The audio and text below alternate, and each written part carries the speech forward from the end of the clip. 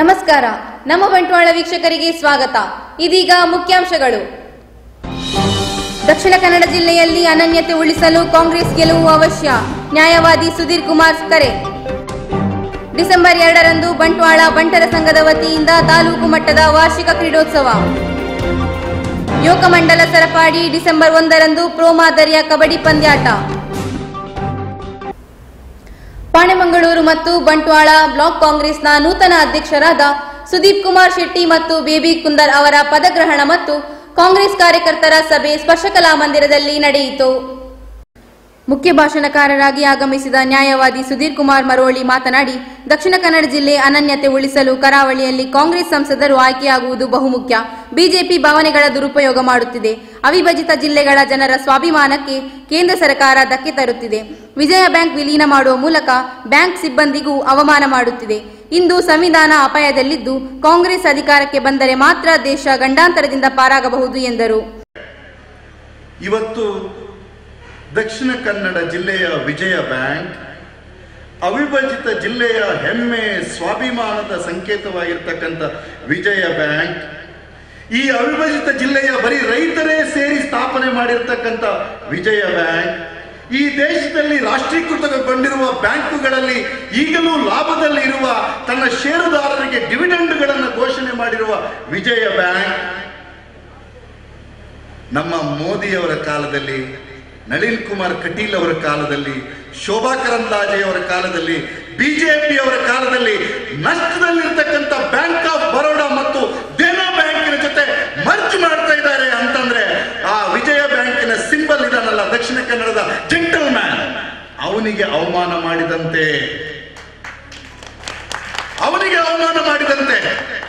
ಇದೇ ಏನಾದ್ರೂ ಮನಮೋಹನ್ ಸಿಂಗ್ ಕಾಲದಲ್ಲಿ ಏನಾದ್ರೂ ಈ ವಿಜಯ ಬ್ಯಾಂಕಿಗೆ ಆಗಿದ್ರೆ ನಿಮ್ಮ ನಳಿನ್ ಕುಮಾರ್ ಕಟೀಲು ವಿಜಯ ಬ್ಯಾಂಕಿನ ಎದುರುಗಡೆ ಉಪವಾಸ ಸತ್ಯಾಗ್ರಹ, ಶೋಭಾ ಕರಂದ್ಲಾಜೆ ಉಡುಪಿಯ ಕೇಳ್ಮಾರ್ಗಿನಲ್ಲಿ ಉಪವಾಸ ಸತ್ಯಾಗ್ರಹ, ಸದಾನಂದ ಗೌಡರದ್ದು ಪುತ್ತೂರಿನಲ್ಲಿ ಉರುಳು ಸೇವೆ ಎಲ್ಲ ನಡೆದು ಹೋಗ್ತಿತ್ತು. ಎಲ್ಲಿದ್ದಾರೆ ಈ ನಳಿನ್ ಕುಮಾರ್ ಪಿಟೀಲು?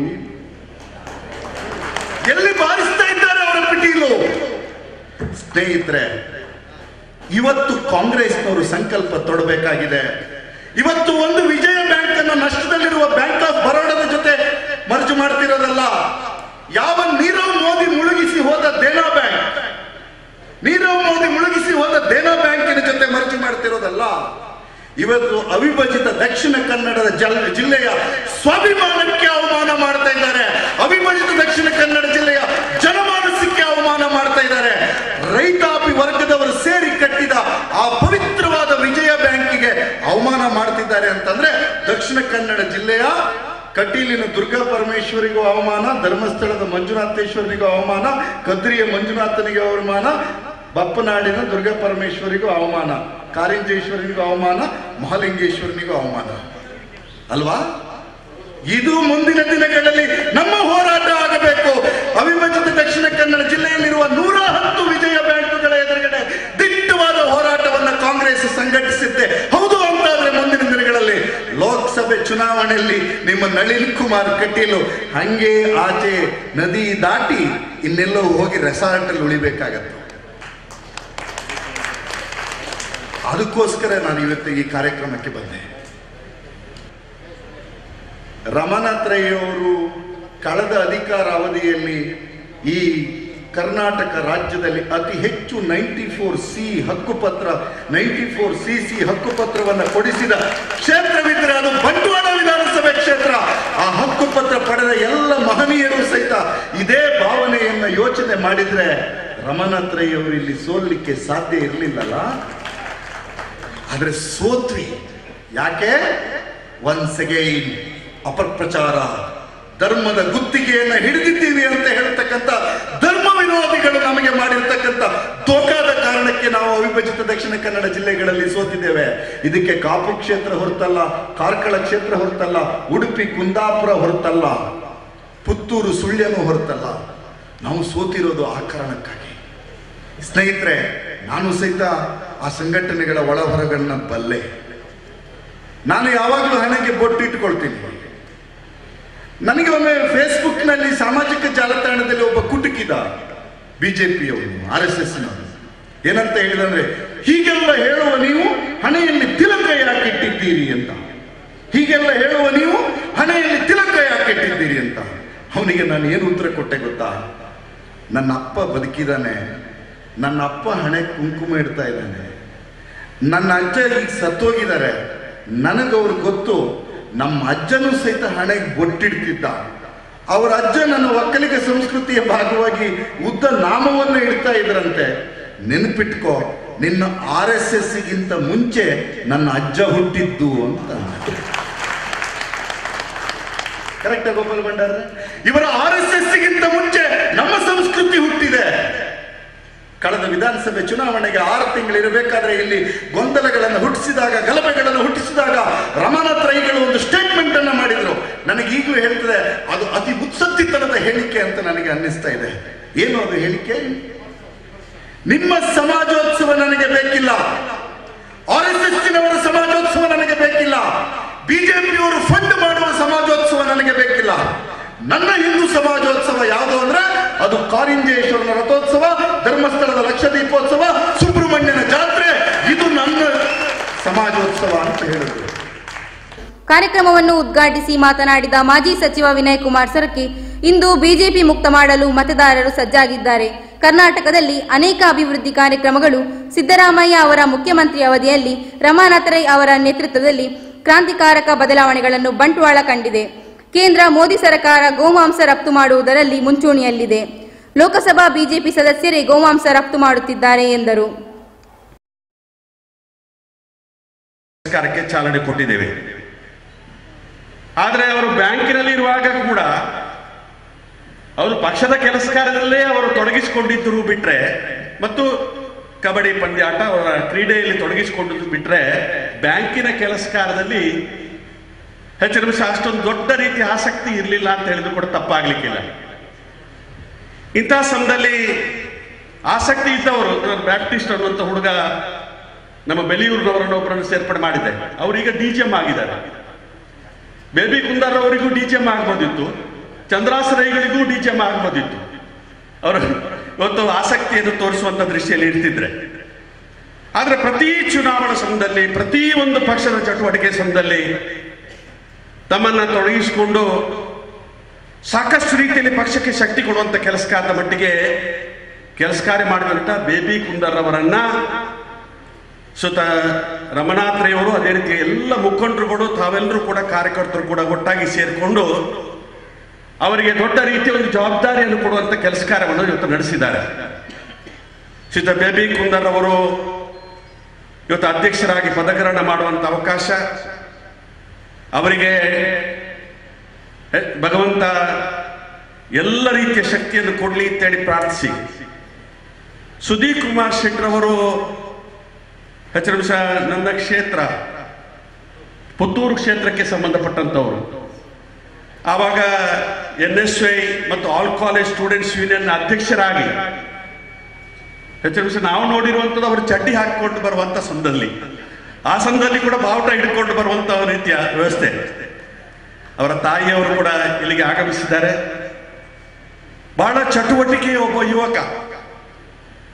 ಹೆಚ್ಚಿನ ಅಂಶ ಇಂದಿನ ಪರಿಸ್ಥಿತಿಯಲ್ಲಿ ನಾವು ಪ್ರತಿಪಕ್ಷದವರ ಒಂದು ಇದನ್ನು ನಾವು ಎದುರಿಸಬೇಕಾಗಿದ್ರೆ, ಅದನ್ನು ಸವಾಲಾಗಿ ಸ್ವೀಕರಿಸುವಂತ ಕೆಲಸ ಕಾರ್ಯ ಮಾಡಬೇಕಾಗಿದ್ರೆ ಸುದೀಪ್ ಕುಮಾರ್ ಶೆಟ್ಟಿ ಅಂತವರ ಇವತ್ತು ನಾಯಕತ್ವ ಅನಿವಾರ್ಯ ಅಂತ ಹೇಳಿದ್ರೆ ತಪ್ಪಾಗ್ಲಿಕ್ಕಿಲ್ಲ.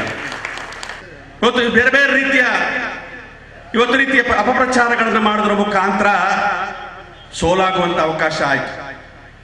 ಆದ್ರೆ ಆ ಅಪಪ್ರಚಾರದ ಇವತ್ತು ಕಳೆದ 6 ತಿಂಗಳಲ್ಲಿ ಇಲ್ಲಿ ಗೆದ್ದು ಬಂದಂತ ಶಾಸಕರು ಏನು ಮಾಡಿದ್ದಾರೆ ಅಂತೇಳಿ ನೋಡಿದ್ರೆ ಒಂದು ಕೂಡ ಹೇಳಲಿಕ್ಕೆ ಯಾವುದೇ ರೀತಿಯ ವಿಚಾರ ಇಲ್ಲದಂತ ರೀತಿಯ ಇವತ್ತು ದೃಷ್ಟಾಂತವನ್ನು ನಾವು ಕಾಣ್ತೇವೆ. ಅವಿಭಾಜ್ಯ ಜಿಲ್ಲೆಯನ್ನು ನಾವು ಕಾಣ್ತೇವೆ. ಗೋಹತ್ಯೆಯ ಬಗ್ಗೆ ಮಾತಾಡ್ತಾರೆ. ಇವತ್ತು ಶ್ರೀಯುತ ಮೋದಿಯವರ ಸರ್ಕಾರ ಬಂದ ನಂತರ, ಮೋದಿಯವರ ಸರ್ಕಾರ ಬರೋದಕ್ಕಿಂತ ಮೊದಲು 4ನೇ ಸ್ಥಾನದಲ್ಲಿತ್ತು ಗೋ ರಫ್ತು ಮಾಡುವಂಥದ್ದು, ಗೋಮಾಂಸ ರಫ್ತು ಮಾಡುವಂಥದ್ದು.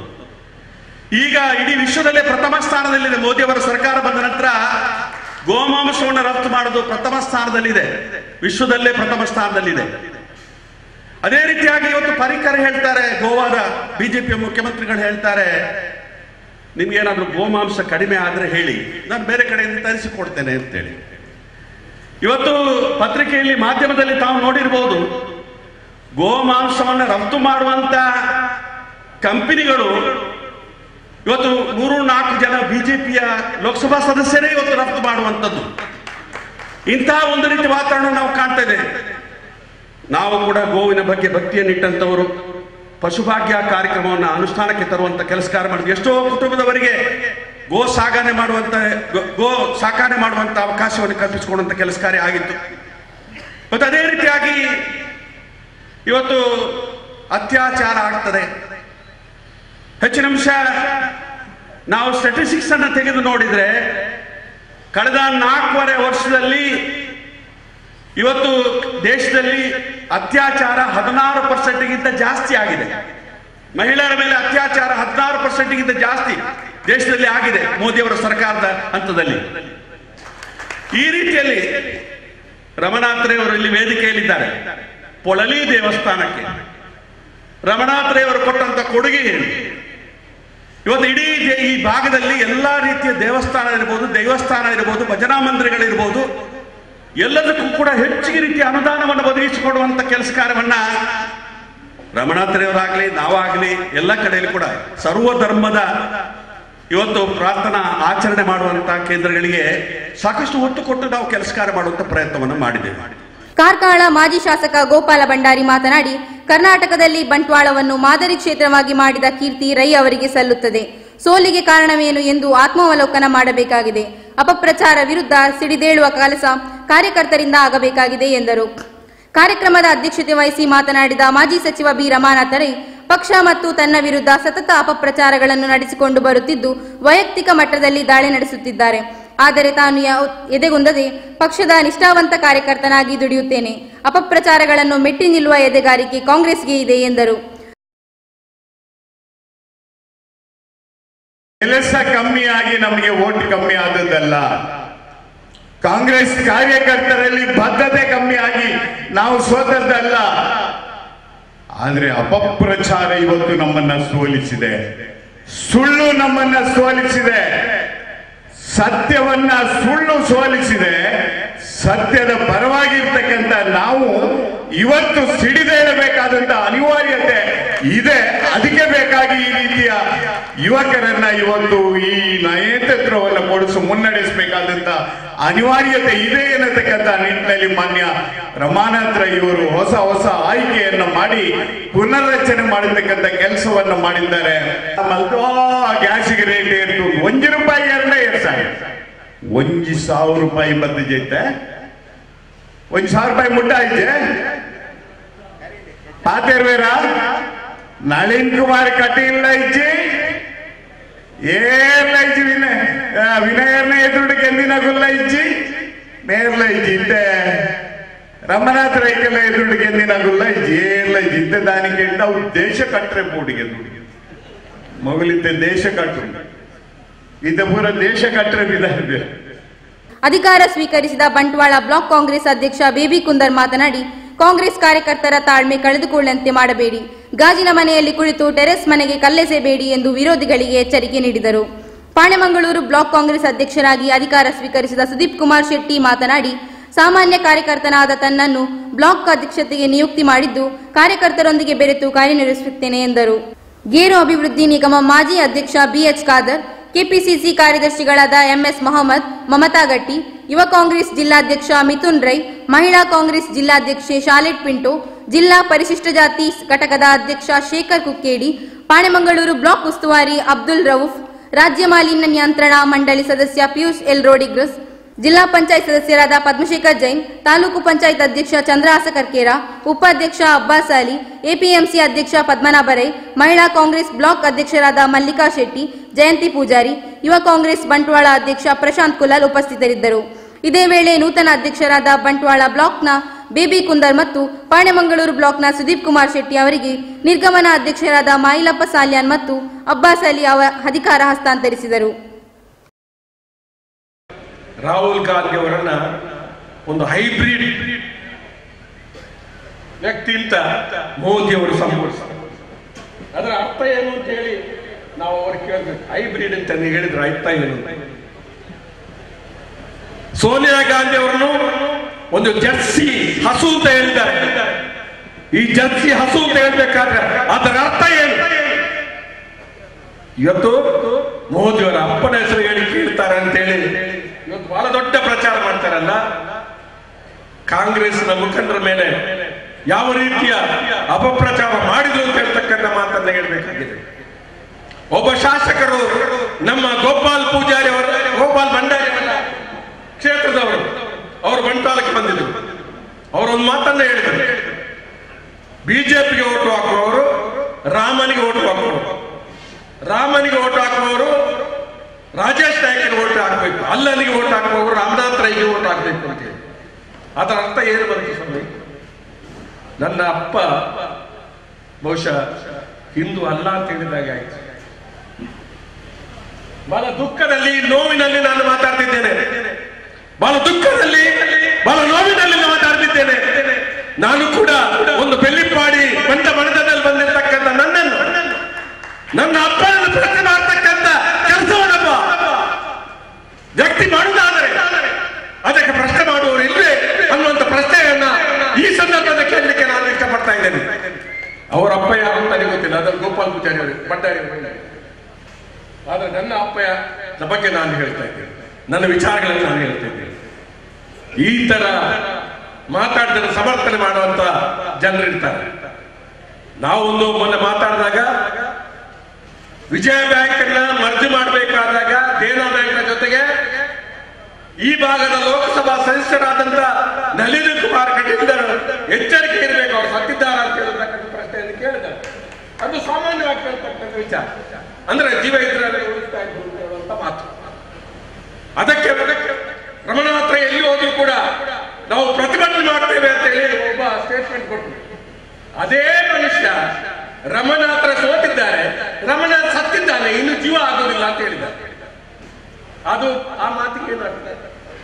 ರಮಣಾಥ್ ರೈ ಸೋತಿದ್ದಾರೆ, ಅವರು ಸತ್ತಿದ್ದಾರೆ, ಇನ್ನು ಅವ್ರು ಬದುಕುವುದಿಲ್ಲ ಅಂತ ಹೇಳುವಂತ ಮಾತನ್ನ ಹೇಳಿದ್ದಾರೆ. ರಮಣಾಥ್ ರೈ ಮಹಿಷಾಸುರ, ಅವನನ್ನ ಮರ್ದನ ಮಾಡಬೇಕು, ಅವನ ತಲೆ ಕಡಿಯುವಂತ ದಿನ ಬಂದಿದೆ ಅಂತ ಹೇಳ್ತಕ್ಕಂಥ ಮಾತನ್ನ ಇದೇ ಮೂರ್ಖ ಒಬ್ಬ ಮಾತಾಡಿದ್ದಾರೆ. ಅದಕ್ಕೆ ಏನು ಅರ್ಥ ಸ್ವಾಮಿ? ಹಾಗೆ ನಾವು ಮಾತಾಡಿದ್ರೆ ತಪ್ಪು, ಇವರ ಮಾತುಗಳೆಲ್ಲ ಸರಿ, ಇವರನ್ನು ಮಾತಾಡಿದ್ರೆ ಸಮಂಜ, ಇವರ ಯೋಗ್ಯತೆಯನ್ನು ನಾನು ಪ್ರಶ್ನೆ ಮಾಡ್ತೇನೆ. ನಾವು ಕೂಡ ಒಂದು ಕುಲೀನ ಮನದಿಂದ ಬಂದಿರತಕ್ಕಂಥ ವ್ಯಕ್ತಿಯಾಗಿ ಅಪಮಾನ ಮಾಡತಕ್ಕಂಥದ್ದನ್ನು ಎಷ್ಟು ಮಟ್ಟಿಗೆ ಸಹಿಸಬಹುದು, ಅದಕ್ಕೊಂದು ಲಿಮಿಟೇಷನ್ ಇದೆ ಅನ್ನುವಂಥ ಮಾತನ್ನು ನಾನು ಈ ಸಂದರ್ಭದಲ್ಲಿ ಹೇಳಲಿಕ್ಕೆ ಇಷ್ಟಪಡ್ತಾ ಇದ್ದೇನೆ. ಜಾಗ್ರತೆ, ಇನ್ನು ಮುಂದಕ್ಕೆ ಮಾತಾಡ್ತಾ ಹೋದ್ರೆ ಎಚ್ಚರಿಕೆ ಇರಬೇಕು, ನಾಲಿಗೆಯಲ್ಲಿ ಎಚ್ಚರಿಕೆ ಇರಬೇಕು ಅನ್ನುವಂಥ ಮಾತನ್ನು ನಾನು ಈ ಸಂದರ್ಭದಲ್ಲಿ ಹೇಳಲಿಕ್ಕೆ ಇಷ್ಟಪಡ್ತಾ ಇದ್ದೇನೆ. ನನಗೆ ಹೇಳಲಿಲ್ಲ, ನನಗೆ ಗೌರವನ ಪ್ರೀತಿಯನ್ನು ಕೊಟ್ಟಿರ್ತಕ್ಕಂಥವ್ರು ಇದ್ದಾರೆ. ಸೋತಿರ್ತಕ್ಕಂಥ ಸಂದರ್ಭದಲ್ಲಿ ಈ ಕಾರ್ಯಕ್ರಮ ಬಂದವರು ನೈಜ ಕಾಂಗ್ರೆಸ್ನ ಕಾರ್ಯಕರ್ತರು. ಇವತ್ತು ದಿವಸ ಯಾರೆಲ್ಲ ಬಂದಿದ್ದೀರಿ ನೈಜ ಕಾರ್ಯಕರ್ತರು, ಇವತ್ತು ತಪ್ಪಿಸಿಕೊಳ್ಳುವವರು ಅವರು ನೈಜ ಕಾಂಗ್ರೆಸ್ ಅಂತ ಹೇಳಲಿಕ್ಕೆ ನಾನು ಇಷ್ಟಪಡುವುದಿಲ್ಲ. ಯಾಕೆಂದ್ರೆ ಇದೊಂದು ಮಹತ್ವದ ಕಾಂಗ್ರೆಸ್ನ ಕಾರ್ಯಕ್ರಮ. ಈ ಕಾರ್ಯಕ್ರಮಕ್ಕೆ ಯಾರು ಬರಲಿಲ್ಲ ಅವರನ್ನ ನಾನು ನೈಜ ಕಾಂಗ್ರೆಸ್ ಒಪ್ಪಿಕೊಳ್ಳಲಿಕ್ಕೆ ತಯಾರಿಲ್ಲ ಅಂತ ಹೇಳ್ತಕ್ಕಂಥ ಮಾತನ್ನು ಕೂಡ ನಾನು ಈ ಸಂದರ್ಭದಲ್ಲಿ ಹೇಳಲಿಕ್ಕೆ ಇಷ್ಟಪಡ್ತಾ ಇದ್ದೇನೆ. ನೈಜ ಕಾಂಗ್ರೆಸ್ ನೀವು ಸೋತಿರ್ತಕ್ಕ ಸಂದರ್ಭದಲ್ಲಿ ಯಾರು ಈ ಕಾರ್ಯಕ್ರಮವನ್ನ ನೀವು ಭಾಗವಹಿಸಿ ನಮಗೆ ಗೌರವವನ್ನು ಕೊಡ್ತಕ್ಕಂಥ ಕೆಲಸವನ್ನು ಮಾಡಿದ್ದೀರಿ, ನೀವು ನೈಜ ಕಾಂಗ್ರೆಸ್ಗರಿಗೆ ನಿಮ್ಮ ದೇವರು ಒಳ್ಳೆದು ಮಾಡಲಿ, ಮುಂದಿನ ದಿವಸಗಳು ಒಳ್ಳೆ ದಿವಸಗಳಾಗಲಿ. ಬಂಟ್ವಾಳ ತಾಲೂಕು ಬಂಟರ ಸಂಘದ ನೇತೃತ್ವದಲ್ಲಿ ತಾಲೂಕಿನ ಎಲ್ಲಾ ವಲಯ ಬಂಟರ ಸಹಯೋಗದೊಂದಿಗೆ ವಾರ್ಷಿಕ ಕ್ರೀಡೋತ್ಸವವು ಸಜಿಪ ಶ್ರೀ ಕ್ಷೇತ್ರ ಮಿತ್ತಮಜಲು ಸಂಕೇಶ ಮೈದಾನದಲ್ಲಿ ಡಿಸೆಂಬರ್ 2ರಂದು ನಡೆಯಲಿದೆ ಎಂದು ಬಂಟ್ವಾಳ ತಾಲೂಕು ಬಂಟರ ಸಂಘದ ಅಧ್ಯಕ್ಷ ವಿವೇಕ್ ಶೆಟ್ಟಿ ನಗರಿಗುತ್ತು ಪತ್ರಿಕಾಗೋಷ್ಠಿಯಲ್ಲಿ ತಿಳಿಸಿದ್ದಾರೆ.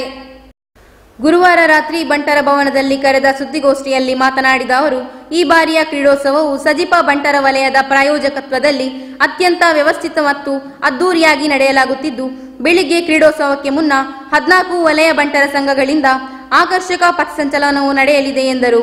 ಎಲ್ಲಾ ಗುಂಪು ಮತ್ತು ಸ್ವತಂತ್ರ ಸ್ಪರ್ಧೆಗಳ ಏಕಕಾಲಕ್ಕೆ ಆರಂಭವಾಗಲಿದ್ದು, ಸ್ವತಂತ್ರ ಗುಂಪು ಮನೋರಂಜನಾ ಸ್ಪರ್ಧೆಗಳು ನಡೆಯಲಿದೆ ಎಂದು ವಿವರಿಸಿದರು. ಸಂಜೆ ನಡೆಯುವ ಸಮಾರೋಪ ಸಮಾರಂಭದಲ್ಲಿ ಮುಂಬೈ ಪನ್ವೇಲ್ನ ಕಾರ್ಪೊರೇಟರ್ ಸಂತೋಷ್ ಶೆಟ್ಟಿ ದಲಂಬಿಲಾ, ಮುಂಬಯಿಯ ಉದ್ಯಮಿ ಆನಂದರೈ ಮಡಂತಾಡಿಗುತ್ತು ಅವರು ಅತಿಥಿಯಾಗಿ ಭಾಗವಹಿಸಲಿದ್ದು, ಕ್ರೀಡಾಕೂಟದಲ್ಲಿ ರಾಜ್ಯ ರಾಷ್ಟ್ರ ಮಟ್ಟದಲ್ಲಿ ಗುರುತಿಸಿರುವ ಕ್ರೀಡಾಳುಗಳನ್ನು ಗೌರವಿಸಲಾಗುವುದು ಎಂದರು. ಬಂಟ್ವಾಳ ಬಂಟರ ಸಂಘದಿಂದ ಆಲ್ ಕಾರ್ಗೋ ಸಂಸ್ಥೆಯ ಸಹಕಾರದಿಂದ ಕಳೆದ ಸಾಲಿನಲ್ಲಿ ಬಂಟ ಸಹಿತ ಎಲ್ಲಾ ವರ್ಗದ 32 ಲಕ್ಷ ರೂಪಾಯಿ ವಿದ್ಯಾರ್ಥಿ ವೇತನ ವಿತರಿಸಲಾಗಿದ್ದರೆ, ಪ್ರಸಕ್ತ ಸಾಲಿನಲ್ಲಿ 1200 ವಿದ್ಯಾರ್ಥಿಗಳಿಗೆ 42 ಲಕ್ಷ ರೂಪಾಯಿ ವಿದ್ಯಾರ್ಥಿ ವೇತನ ವಿತರಿಸಲಾಗಿದೆ. ಇಬ್ಬರು ಬಡ ವಿದ್ಯಾರ್ಥಿಗಳನ್ನು ದತ್ತು ಪಡೆದು ಉನ್ನತ ಶಿಕ್ಷಣವನ್ನು ನೀಡಲಾಗುತ್ತಿದೆ ಎಂದು ವಿವರಿಸಿದರು.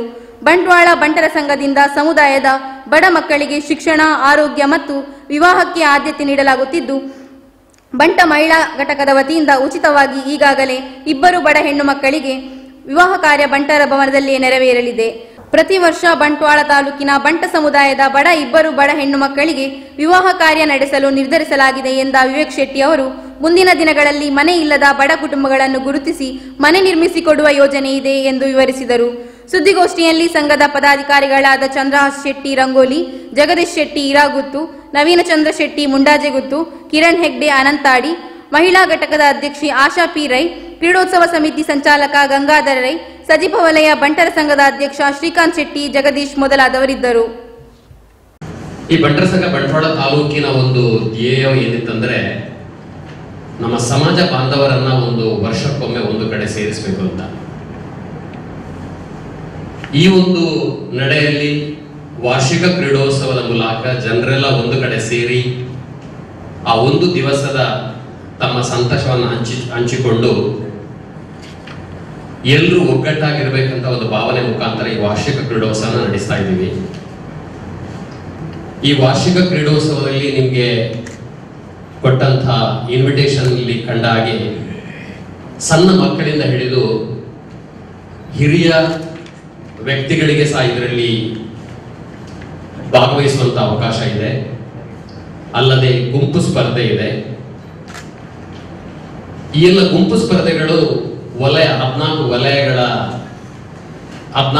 ವಲಯಗಳ ಒಳಗಡೆ ಆಗ್ತಾ ಇದೆ. ಇಂಡಿವಿಜುವಲ್ ಕಾಂಪಿಟೇಷನ್ಸ್ ಬೇರೆ ಬೇರೆ ಇದೆ. ಈ ಎಲ್ಲ ಗುಂಪು ಸ್ಪರ್ಧೆಯಲ್ಲಿ ಮುಖ್ಯವಾಗಿ ನಾವು ಪುರುಷರ ವಾಲಿಬಾಲ್, ಮಹಿಳೆಯರ ವಾಲಿಬಾಲ್, ಪುರುಷರ ಹಗ್ಗ ಜಗ್ಗಾಟ, ಮಹಿಳೆಯರ ಥ್ರೋಬಾಲ್, ಪುರುಷರ ಕಬಡ್ಡಿ ಮತ್ತು ಮಹಿಳೆಯರ ಹಗ್ಗ ಜಗ್ಗಾಟ, ಇದು ಮುಖ್ಯವಾಗಿ ವಲಯಗಳ ಒಳಗೆ ನಡೆಯುವಂತ ಪಂದ್ಯಾಟಗಳು. ನಾವು ಈ ಸಲ ಈ ಒಂದು ವಾರ್ಷಿಕ ಕ್ರೀಡೋತ್ಸವವನ್ನು ಒಂದು ಹೊಸ ತರದಲ್ಲಿ ಮಾಡಬೇಕಂತ ಶ್ರೀಕಾಂತ್ ಶೆಟ್ಟರ ಒಂದು ಮನಸ್ಸಿತ್ತು. ನಿಮಗೆ ಪ್ರಾಯಶಃ 2 ತಾರೀಕಿಗೆ ಬಂದರೆ ಕಾಣಬಹುದು. ಒಂದು ಸಜೀಪದಂತ ಒಂದು ಪ್ರದೇಶ, ಅದೊಂದು ಹಳ್ಳಿ ಪ್ರದೇಶ. ಆ ಪ್ರದೇಶದಲ್ಲಿ ಮಾಡಿದಂತ ಒಂದು ಗ್ರೌಂಡಿನ ವ್ಯವಸ್ಥೆ, ಎಲ್ಲ ವ್ಯವಸ್ಥೆಗಳು ಯಾವುದೇ ಒಂದು ಸ್ಟೇಡಿಯಂಗೆ ಕಮ್ಮಿ ಅಂತ ಕಾಣಲಿಕ್ಕಿಲ್ಲ. ಆ ಮುಖಾಂತರ ಶ್ರೀಕಾಂತ್ ಶೆಟ್ಟಿ ಅವರು ಅದರ ನೇತೃತ್ವವನ್ನು ವಹಿಸಿ ಅಲ್ಲಿ ಒಂದು ಒಳ್ಳೆಯ ವ್ಯವಸ್ಥಿತ ರೀತಿಯಲ್ಲಿ ಕ್ರೀಡೋತ್ಸವವನ್ನು ಆಗಬೇಕಂತ ಅವರು ಯೋಚಿಸಿದ್ದಾರೆ.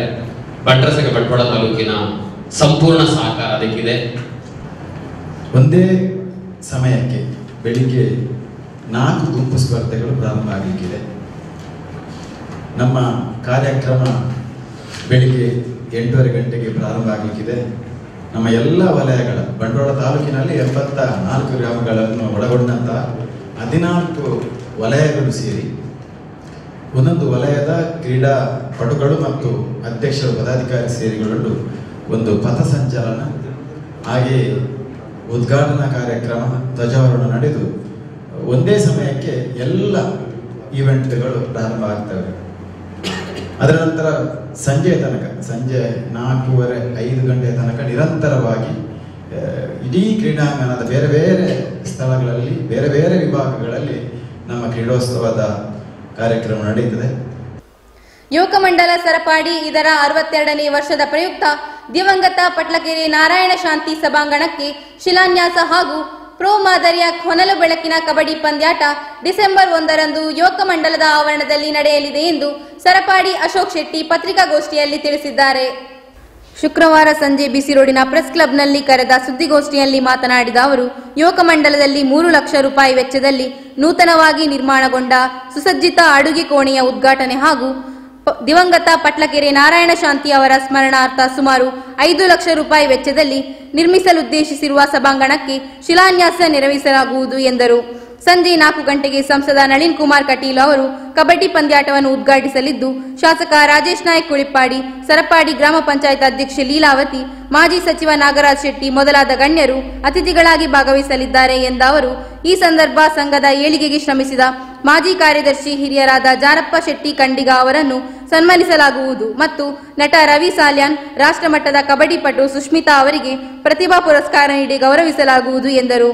ಈ ಪಂದ್ಯಾಟದಲ್ಲಿ ಅಮೆಚೂರ್ ಅಸೋಸಿಯೇಷನ್ನಲ್ಲಿ ನೋಂದಾಯಿಸಲ್ಪಟ್ಟ ಬಲಿಷ್ಠ 24 ತಂಡಗಳು ಭಾಗವಹಿಸಲಿದ್ದು, ಅಮೆಚೂರ್ ಅಸೋಸಿಯೇಷನ್ ಕಬಡ್ಡಿ ಪಂದ್ಯಾಟದಲ್ಲಿ ತಂದಿರುವ ಕೆಲ ಬದಲಾವಣೆಗಳು ಈ ಪಂದ್ಯಾಟದಿಂದಲೇ ಜಾರಿಯಾಗಿದೆ ಎಂದು ಅವರು ತಿಳಿಸಿದರು. ಗ್ರಾಮೀಣ ಪ್ರದೇಶದ ಸರಪಾಡಿಯಲ್ಲಿ 1956ರಲ್ಲಿ ಸ್ಥಾಪನೆಯಾದ ಯುವಕ ಮಂಡಲಕ್ಕೆ ಪ್ರಸ್ತುತ 62ನೇ ವರ್ಷದ ಸಂಭ್ರಮದಲ್ಲಿದೆ. ಯುವಕ ಮಂಡಲದಿಂದ ಕಬಡ್ಡಿ ಪಂದ್ಯಾಟವಲ್ಲದೆ ವೈದ್ಯಕೀಯ, ರಕ್ತದಾನ, ನಾಯಕತ್ವದಂತಹ ಶಿಬಿರಗಳು, ಭಜನೆ ಸಹಿತ ಧಾರ್ಮಿಕ, ಸಾಮಾಜಿಕ ಚಟುವಟಿಕೆಯಂತ ಜನಪರ ಕಾರ್ಯಕ್ರಮಗಳಲ್ಲಿಯೂ ಸಕ್ರಿಯವಾಗಿ ತೊಡಗಿಸಿಕೊಂಡು ಜಿಲ್ಲೆಗೆ ಮಾದರಿ ಯುವಕ ಮಂಡಲವಾಗಿ ಗುರುತಿಸಿದೆ ಎಂದು ವಿವರಿಸಿದರು. ಸುದ್ದಿಗೋಷ್ಠಿಯಲ್ಲಿ ಯುವಕ ಮಂಡಲದ ಅಧ್ಯಕ್ಷ ಸಂತೋಷ್ ಕುಮಾರ್ ಶೆಟ್ಟಿ, ಪದಾಧಿಕಾರಿಗಳಾದ ಪ್ರಕಾಶ್ ಚಂದ್ರ ಆಳ್ವ, ಕಿಶನ್ ಸರಪಾಡಿ ಅವರು ಉಪಸ್ಥಿತರಿದ್ದರು. ಸತತ 62 ವರ್ಷಗಳ ಹಿಂದೆ ಅಲ್ಲಿ ಸ್ಥಾಪನೆಗೊಂಡಂತಹ ಯುವಕ ಮಂಡಲ ರಿಜಿಸ್ಟರ್ ಸರಪಾಡಿ ಇದನ್ನು ಸ್ಥಾಪನೆ ಮಾಡುವುದು ಸಾಮಾಜಿಕ ಚಿಂತಕರು, ರಾಜಕೀಯ ಧುರೀಣರಾದಂತಹ ದಿವಂಗತ ನಡುಮೊದಲು ಗುತ್ತು KN ಮಹಾಬಲ ಶೆಟ್ಟಿ ಅವರ ಕನಸಿನ ಕೂಸು ಸರಪಡಿ ಯುವಕ ಮಂಡಲ. ಆ ಕಾಲಘಟ್ಟದಲ್ಲಿ ಸರಪಾಡಿ ಹಾಗೂ ಅಲ್ಲಿನ ಪರಿಸರದ ಇನ್ನೊಂದು ಗ್ರಾಮ ಮಣಿನಾಲ್ಕು ಇದಕ್ಕೆ ಹೊಂದಿಕೊಂಡು ಸರಪಾಡಿ ಕೇಂದ್ರೀಕೃತವಾಗಿ ಅನೇಕ ಚಟುವಟಿಕೆಗಳು ನಡೆಯುತ್ತಿದ್ದರು ಅಲ್ಲಿನ ಯುವ ಜನತೆ. ಇದಿಷ್ಟು ಇವತ್ತಿನ ಸುದ್ದಿಗಳು. ಕ್ಷಣ ಕ್ಷಣದ ಮಾಹಿತಿಗಾಗಿ ಕ್ಲಿಕ್ ಮಾಡಿ ನಮ್ಮ ಬಂಟ್ವಾಳ.com.